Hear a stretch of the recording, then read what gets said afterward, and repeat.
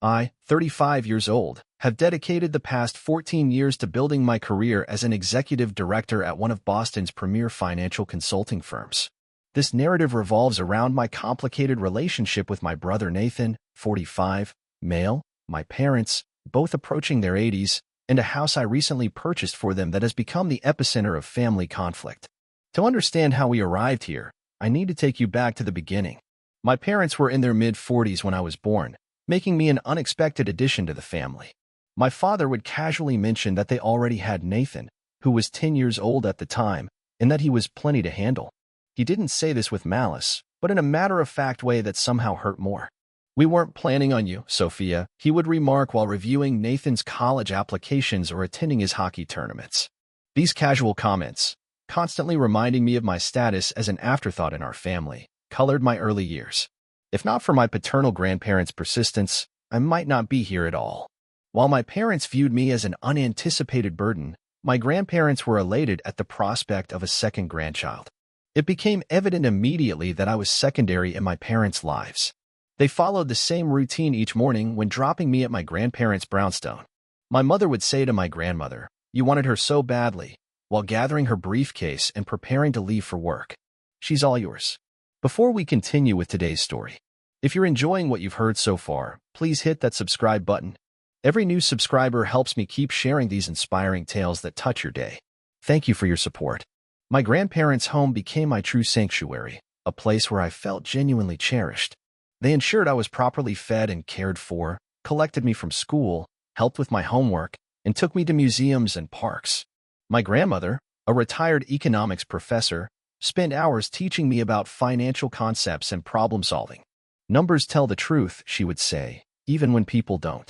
These lessons would later influence my career choices in ways I couldn't foresee. Every afternoon at their dining table, my grandfather would oversee my schoolwork, making certain I comprehended everything thoroughly. His patience seemed limitless. He had been a high school principal before retirement. "Education is the one thing no one can ever take from you," he would remind me in his gentle yet firm manner. He also taught me cooking as a creative outlet rather than a domestic obligation. Those afternoons in their kitchen discussing my day at school and learning precise measurements became some of my most treasured memories. My parents, typically exhausted and irritated by the commute, would only come to collect me late in the evening. "Sophia," my grandfather would whisper as he bid me good night, "you're the most wonderful gift we've ever received." Wrapped in his warm embrace, I could almost forget that I wasn't wanted elsewhere. They became my emotional foundation, providing the security and affection so noticeably absent at home. I learned to exist as an afterthought in my own home while Nathan prepared for his promising future. My brother essentially acted as if I were invisible. He wasn't cruel or mean-spirited. He'd sprawl on the sofa, talking on the phone about sports and university applications, completely oblivious to my presence as I constructed Lego structures in the corner of our shared living space. The contrast in how my parents treated Nathan and me was stark and unrelenting. My father's proud voice could be heard discussing Nathan's accomplishments with relatives and colleagues. "Nathan made the honor roll again," or "Nathan got the hockey scholarship," or "Nathan was accepted to his first-choice university." They attended all his games, award ceremonies, and academic competitions. For my events, they repeatedly offered excuses. "We're too exhausted," "We have deadlines at work," or "You understand, don't you?" My grandparents became my cheerleaders, attending every school function with enthusiasm and genuine pride in their expressions. I hoped that Nathan's departure for college would bring changes at home. I was the child who remained, and perhaps my parents would finally see me. I was sorely mistaken. At 13 years old, I transitioned from being invisible to becoming the housekeeper. "Sophia," my father would call out before I could even set down my backpack after school, "the house needs tidying. Start with the kitchen." I assumed Nathan's chores plus numerous additional responsibilities. I memorized the washing machine settings and peculiarities, and it became my constant companion. The endless cycle of cleaning, cooking, and maintaining a home for parents who barely acknowledged my existence felt like a never-ending treadmill of domestic labor. "You live here, you contribute," my mother would state if I showed even the slightest hesitation. "Your brother always did his part." By age 14, my role expanded from cleaning to cooking. The transition wasn't gradual. My mother simply stopped preparing meals one day. One morning, she announced, "You're old enough now. We expect dinner to be ready when we return from work." Despite the demands of household management, I maintained an exceptional academic standing. My teachers encouraged me to participate in various academic competitions. After noting my aptitude in economics and mathematics, my grandmother devoted extra time to teaching me advanced concepts far beyond my grade level. "You have a natural talent with numbers," she would declare, pride evident in her eyes. "Don't let anyone convince you otherwise." College became my escape fantasy. Each night after finishing the dishes, I would retreat to my room and browse university websites. I envisioned myself walking across various campuses, far from the endless chores and frigid silences. My academic diligence paid off. Despite my household obligations, I maintained perfect grades, and by 17, I had received acceptance letters from several prestigious universities, including those renowned for their outstanding finance programs. Then came Nathan's engagement. One Saturday evening, he burst through the front door, pulling a petite, elegantly dressed woman behind him. "Mom, Dad, this is Vanessa. We're getting married." The reaction was as if someone had announced they'd won the lottery. My parents literally jumped from their seats, my mother instantly tearful with joy, my father immediately reaching for his phone to spread the news. "We'll cover everything," my father announced while embracing Nathan. "Our firstborn's wedding must be perfect." For months, our house was consumed with wedding preparations. Every conversation revolved around guest lists, venues, and floral arrangements. Money seemed to flow without limit, with expensive attire, high-end vendors, and everything top-tier. Although they attended the wedding, my grandparents appeared unimpressed by the lavish display. My grandmother merely shook her head at the ice sculpture, and I noticed my grandfather grimace at a dessert station that likely cost more than a semester's tuition. But they probably already anticipated what was coming, so they kept their observations to themselves. The day I received my university acceptance letters, I sat at our dinner table with 3 envelopes arranged before me and shared the exciting news with my parents. My heart was racing. "That's nice," my father said, not looking up from his meal. "But we can't afford it. We spent our savings on your brother's wedding. Even took out a loan. There's nothing left for college." "But you paid for Nathan's education," I whispered, barely audible. "That was different," my father stated dismissively. "We saw potential in him." The silence that followed was deafening. "You should get a job, save some money, and apply for student loans. That's what responsible adults do," my mother added between bites. I had never before dared to leave the table without being excused. With trembling hands, I grabbed my phone and called my grandmother. Within minutes of entering their familiar front door, I collapsed in tears. My grandfather's posture stiffened as he listened to my story, but I couldn't miss the glint in his eyes. After I finished recounting everything, they exchanged a knowing glance. My grandfather took my hand and said, "Sophia, we've been saving for your education since the day you were born. We anticipated something like this." He returned with a folder after walking to his study. Inside were bank statements reflecting years of disciplined saving. "You can choose any of those universities. We've got you covered." That evening, I packed my belongings and moved in with my grandparents. When I informed my parents I was leaving, they were downstairs watching television and barely looked up. "Whatever you think is best," my mother said, her gaze fixed on the screen. Did I detect relief in her voice? The subsequent years were transformative. I chose to attend one of the top business schools to study financial analysis. Witnessing my parents' poor financial management may have fueled my determination to excel in this field. My professors noticed my eagerness and innate financial acumen. Soon, I was staying after class to discuss complex financial theories. For the first time in my life, someone besides my grandparents recognized my genuine potential.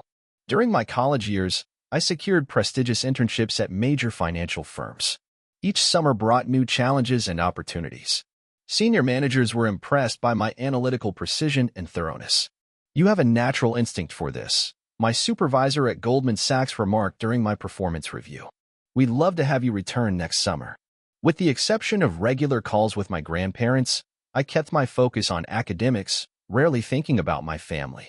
After graduation, I was hired by one of the city's largest financial institutions.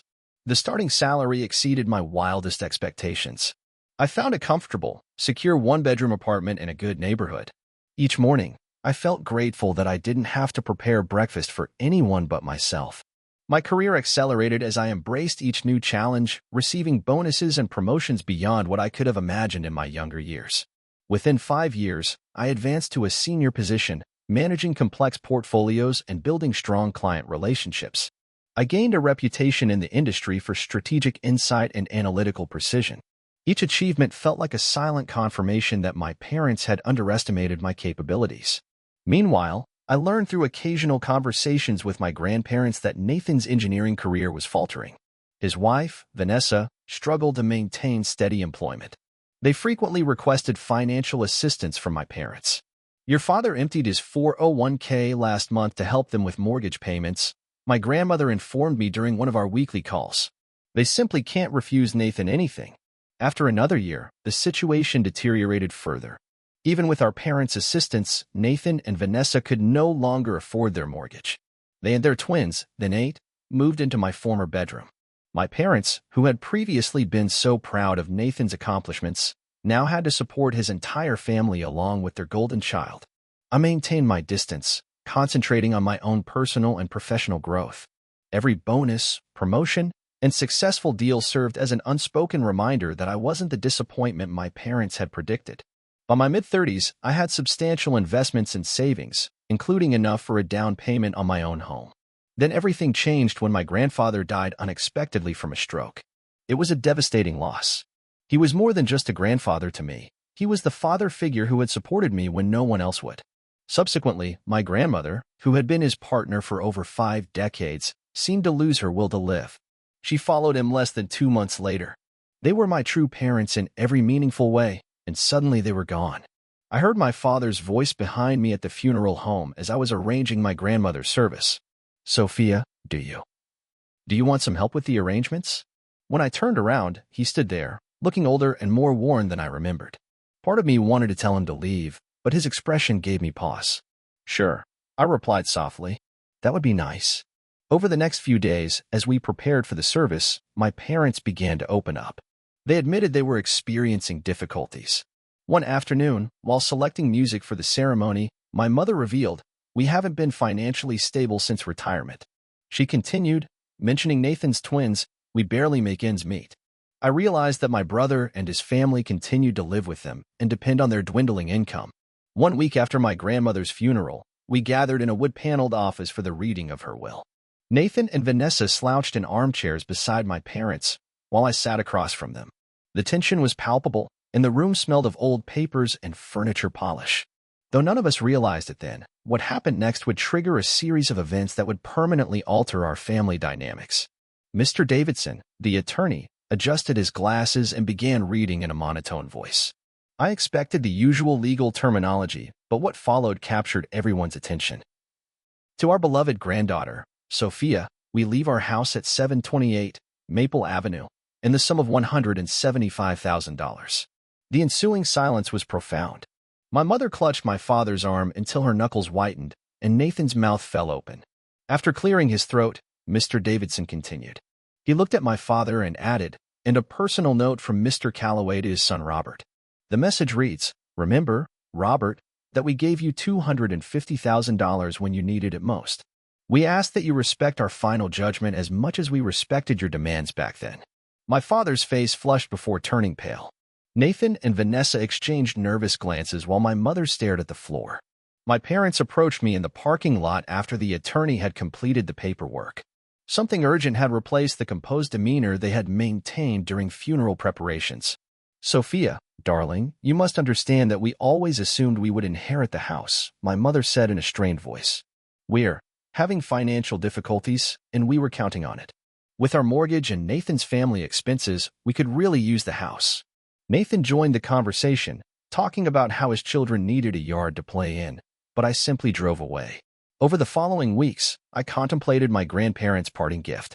My life was established closer to downtown, and while the house I had inherited held many precious memories, it was too spacious for me to occupy alone. Meanwhile, through our now weekly conversations, I learned more about my parents' mounting financial problems. Supporting Nathan and his family had depleted their retirement savings, and they were finding it increasingly difficult to pay their own mortgage. After careful consideration, I decided to buy my parents a better house, single-story, with a lovely garden but easier to maintain, using the proceeds from selling my grandparents' house plus my own funds. Something comfortable for their retirement years. When I presented this idea to them, they responded with tears of gratitude. After several weeks of house hunting, we found the perfect property, a charming ranch-style home with wide doorways and no steps in a quiet neighborhood. After finalizing the purchase, my parents couldn't contain their excitement. A proper housewarming party is exactly what we need, my mother declared. Let us handle all the arrangements. That would be wonderful, I replied, planning to present them with the deed during the celebration. Just let me know when. Weeks passed. Despite my busy schedule, I kept waiting for an invitation. Oh, my mother would say, still planning. You know these things take time. We want everything to be perfect, my father would add. We'll let you know soon. Their evasive responses troubled me for some reason. One evening, after another vague phone call from my father, I searched for Nathan on Facebook. We weren't connected on any social platforms, and I hadn't viewed his profile in years. Posted just hours earlier, so excited for Mom and Dad's housewarming party this Saturday. Can't wait to celebrate with everyone in this gorgeous new home. Dozens of friends and family members confirmed their attendance in numerous comments, and the page featured photos of catering arrangements and decorations being set up. This wasn't a hastily organized gathering. It had been planned for weeks. With shaking fingers, I called my father. Hi, Dad. I wanted to ask about the housewarming party. Have you decided on a date yet? Oh, honey, not quite yet. He responded smoothly. Probably in a few weeks. Still working out the logistics. Everyone except me, apparently. As Saturday approached, I had to make a decision. Should I confront them or let it go? How could they exclude me from the celebration after everything, after I had purchased this house for them? I would soon find out, though not in the way I expected. On Saturday, I parked down the street from the house I had bought for my parents. Through the windows, I could see dozens of guests mingling. My mother, wearing her special occasion jewelry, greeted visitors at the entrance, while my father conducted tours of the home. The house was decorated with string lights and welcome banners, and music and laughter spilled onto the street, confirming they had spent weeks planning this housewarming party to which I hadn't been invited. For a while, I sat in my car watching Nathan's twins chase each other past clusters of adults admiring them. Through the large bay window, I could see moving boxes labeled in Nathan's handwriting stacked in the corner. The process of relocating his family's belongings had already begun. I took a deep breath before slipping in through the side entrance. The aroma of flowers and catered food filled the home as I followed my father's voice to the living room, where he was chatting with a group of guests. After all these years of hard work, we finally have our dream home, he was saying proudly. Don't forget about Nathan, my mother chimed in enthusiastically. He was so helpful with the down payment. Such a wonderful son, always putting family first. In response to a question about me, she added, our younger daughter hasn't helped us at all. Too busy with her career to care about family. Heat rushed to my face as I stood in the doorway. Actually, I think you've got that backward, I said clearly. The room fell completely silent. My father recovered first, forcing a smile. Sophia, what a surprise. Especially since you forgot to invite me to the housewarming party for the house I purchased, I stated as I stepped into the room. Nathan's eyes immediately dropped to his shoes, and one of his twins tugged at Vanessa's sleeve, trying to understand why everyone suddenly seemed so uncomfortable. You bought it, but it's ours now. You can't expect eternal gratitude, my mother remarked, her tone slightly harsh. That's right, my father added, gaining confidence. And frankly, you're not welcome here. This is a family gathering. My mother informed me that Nathan and his family had already sold their condo and would be moving in here. The twins need stability. I pulled a folder from my bag. You seem confused about something, I said, holding up the ownership certificates and deed. This house belongs to me. I never transferred it to you. My mother's face changed from pink to ashen, and my father started rambling about family responsibilities. Nathan's self-assured expression cracked as he realized his plans were unraveling. Despite my trembling hands, I continued. I was planning to give it to you tonight, I said, maintaining a steady voice. I thought this could be a fresh start for all of us. Instead, you've shown me that nothing has changed. You can't do this, my mother said, her voice rising to a shrill pitch. We are your parents. No, I replied quietly. You're merely the people who gave birth to me. My real parents, my grandparents, showed me that family is more than just biology. They also taught me about finances, which is why I own this house while you don't. I turned to address the stunned guests. I'm sorry, but this gathering is over. This is my property, and I'm asking everyone to leave. My parents, Nathan, Vanessa, the twins, and all their guests departed in a flurry of tears and whispers. I watched from the porch as they drove away one by one until the street was deserted. The cheerful lights in the yard continued to twinkle mockingly. Half-empty glasses and abandoned plates of food covered every surface. And the house, which was meant to be my reconciliation gift, became the final rupture in our relationship. A few weeks later, I discovered they had used the money from selling their previous home to purchase a condominium. And when Nathan, Vanessa, and the twins moved in with them, 3 generations crammed into a 3-bedroom apartment. Initially, they called me constantly, leaving voicemails filled with angry accusations. "You've become so cold, just like your grandparents warned us you would," and guilt-tripping. "How could you do this to your own family?" I blocked their phone numbers, emails, and social media accounts. The house stands empty now, a reminder of all that went wrong in our family, and I have an appointment with a real estate agent tomorrow. Some relationships, like faded photographs and a dusty album, are best left in the past. When I eventually have my own children, I've promised myself they won't have to compete for my attention or earn my love. Unlike my parents, I'll love my children unconditionally, just as my grandparents loved me. That Saturday night, when I arrived at the house I had purchased but wasn't invited to my parents' housewarming party, it revealed every painful truth about my family. Through the windows, I saw dozens of guests, catered food, and most tellingly, moving boxes labeled with Nathan's handwriting scattered about. "After all our hard work, we finally have our dream home," my father proudly declared as I slipped in through the side entrance. In her comments, my mother praised Nathan for supposedly helping with the down payment. She dismissed questions about my absence with, "Oh, Sophia's too focused on her career to care about family." The moment encapsulated every slight I had experienced as a child, every instance of favoritism toward Nathan, every time I had been treated as an afterthought. I had never experienced such clarity as I stood in the doorway, watching my parents rewrite history while preparing to move my brother's family onto my property without even consulting me. "Actually," I said, causing the room to fall silent, "I believe there's been a misunderstanding about who purchased this house." Their expressions told me everything I needed to know about their true feelings: surprise, embarrassment, and ultimately indignation. My mother recovered first, her voice laden with entitlement. "What's done is done. The house is ours now, and Nathan's family needs the space." I produced the ownership documents and property deed, saying, "No, the house is mine. I never signed it over to you. I had planned to give it to you tonight, but that would clearly be a mistake." "You can't do this," my mother said, her voice panicked. "We are your parents. We have rights. The only rights you have," I continued calmly, "are those I choose to grant you. And right now, I've decided to ask everyone to leave my property." What followed was a chaotic exodus, with guests hurrying out clutching plates of food, Nathan's twins crying in confusion, and my father trying to maintain some dignity while directing everyone to their vehicles. "How could you do this to your own family?" was my mother's final attempt at manipulation, but it fell flat against my newfound resolve. In the weeks that followed, the 5 of them squeezed into a small condominium, and the messages began immediately. My father wanted to renegotiate. Nathan pleaded tearfully for his children's stability. And my mother accused me of cruelty, all of which I blocked. The empty house stood as a reminder of what could have been, a new beginning, a chance for reconciliation. Instead, it became the catalyst for my final separation from a family that had never fully accepted me. A month later, I sold it and used the proceeds to fund my own future. Some asked if I would ever try to repair those bridges or forgive them, but I realized that forgiveness doesn't always mean allowing toxic people back into your life. Sometimes it means forgiving yourself for walking away. Before putting away my parents' old photos, I promised my future children that they would never know the pain of conditional love, the sting of being compared to a sibling, or doubt about their place in the family. With me, the cycle of favoritism and emotional manipulation would end.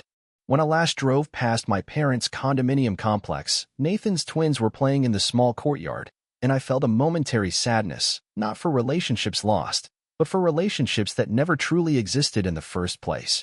Despite the common saying that blood is thicker than water, my grandparents taught me that true family is built on love, respect, and mutual support. I carry these lessons with me as I begin this new chapter of my life. Love should be freely given, not demanded. Family is more than DNA, and sometimes walking away is the healthiest choice. I deleted my mother's last unread email without opening it. Any defenses or accusations it contained were no longer relevant. I had finally learned to value my own worth above their conditional acceptance. Their version of family loyalty has no place in the life I'm building today. New possibilities lie ahead, unburdened by the weight of seeking to earn love from those unwilling to give it freely. My grandparents showed me what real family looks like, and I hope to create one for myself someday, one built on mutual respect, unconditional love, and the understanding that each person is equally valuable. The chapter of being the family afterthought is finally closed, and becoming the author of my own life is just the beginning.